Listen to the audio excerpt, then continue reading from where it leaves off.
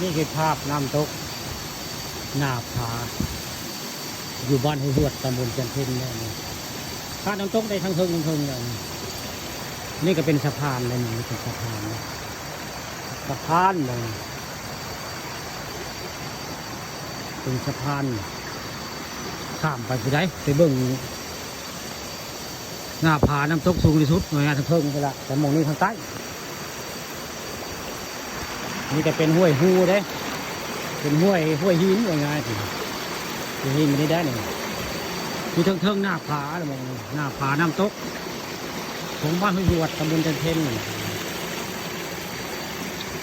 ตอนเช้าวันนี้ผู้ข้าป่าต้องคำพาชมก็ได้พามาเบิ่งพามาชมน้ำตกสวยงามที่สุดในตำบลจันทน์ว่าไงเลยนี่บ้านห้วยตำบลจันทน์ขาดไปไอ้บัวจักบัวเห็นกะนี่ละป่าต้องคำพาชมพามาเบิ่งห้วยหูน้ำตกบ้านห้วยนะมองนี่ละนี่หน้าผาทางใต้ผู้ใดแต่อยู่ทางเทิงมองน้ำโตลงไปก็โดดลงหน้าผาเลยน้ำเนี่ยหน้าผาสูงมองนี่ละน้ำตกบ้านในห้วยตำบลจันทน์อำเภอเตางอยอย่างภาคเศร้าได้ภาคเศร้าผู้ข้าป่าต้องคำพาชมพาไปเบิ่งน้ำตกน้ำโตนหน้าผาอยู่บริเวณบ้านห้วยหวด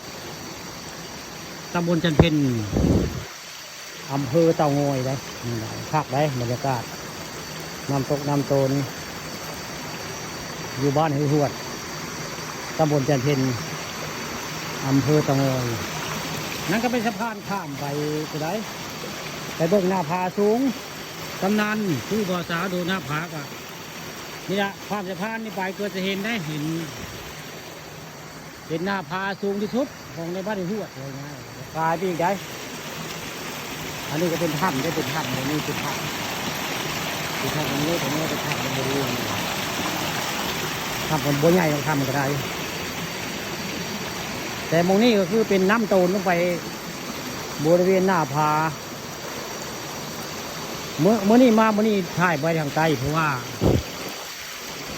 มันเป็นน้ำท่วมหมดเลยง่ายถ่ายบ่ได้ถ่ายได้แต่ทางพึ่งถ่ายได้อยู่นี่ละน้ำตกน้ำโตนบ้านห้วยหวดตำบลจันทน์ล่ะน้ำตกได้หมุงนึงเหนือสายก็ไม่หน้าผาแล้วมองนึงหน้าผาบ้านห้วยหวดตำบลจันทน์ล่ะคือหน้าผาน้ำตกละมง